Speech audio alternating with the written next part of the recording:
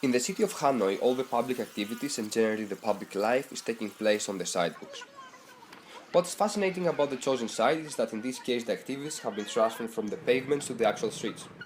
A couple of vendors are positioned in the middle of a crossroad in order to sell their products, and as a result there is being created an island of interaction in the middle of the street. This island becomes a public space which alternates and influences the whole surrounding situation. Let's take a closer look in this example of public space, the people and activities. People here seem to be peaceful, calm, and some of them quite lost.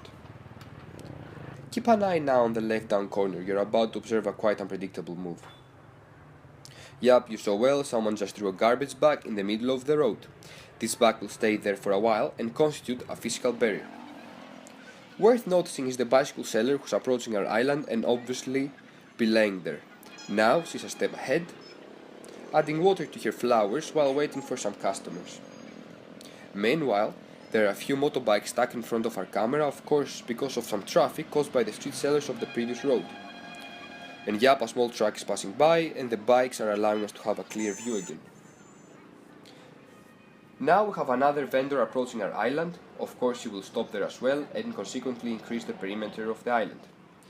Bicycles and motorbikes are going around the cultural island, treating it as a physical barrier.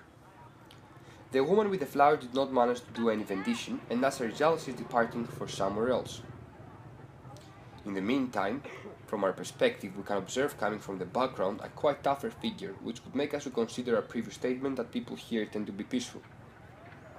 There he is, he spotted our camera, and pausing in front of us, giving us a second to think.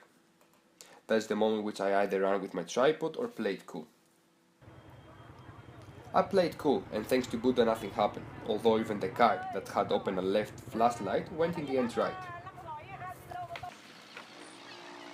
Let's continue with our observations. Now we have one vendor leaving our island, and within a few seconds another one is approaching and taking her place. Now someone even parked his car, causing circulation problems by getting involved in the growth of our island.